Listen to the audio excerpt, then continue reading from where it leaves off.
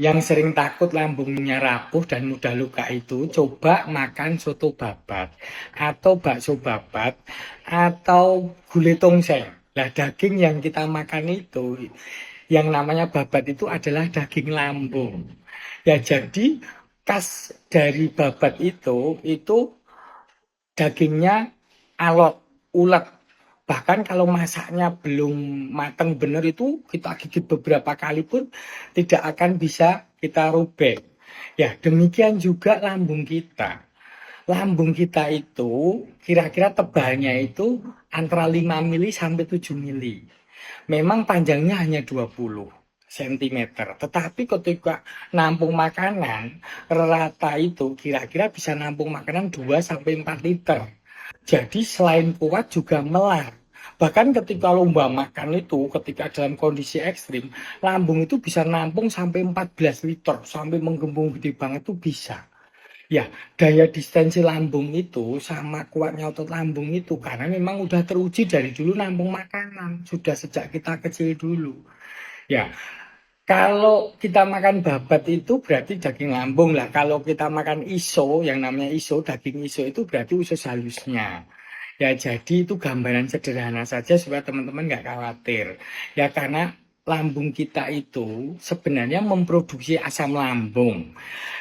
Dan asam lambung itu tidak serta-merta melukai lambungnya sendiri kalau produksinya kebanyakan.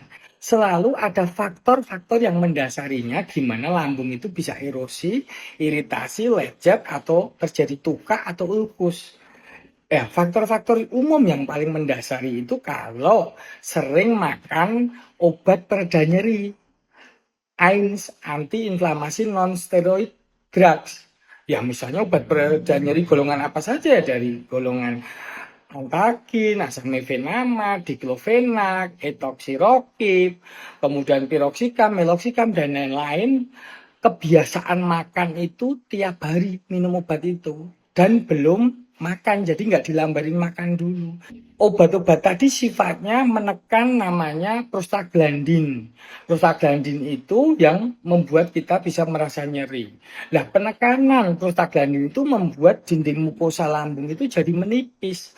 Ketika menipis tadi, makin lama tiap hari minum obat sampai berbulan-bulan, bertahun-tahun, sakit dikit minum, barulah terjadi penipisan dan kemudian ketika asam lambung yang diproduksi oleh lambung sendiri itu mengenai mukosa yang tipis tadi, terjadilah erosi. Jadi bukan serta-merta kita nggak ada riwayat seperti itu, kita masih muda, terus kita lagi asam lambung kita kambuh, terus membuat iritasi atau luka, itu tidak.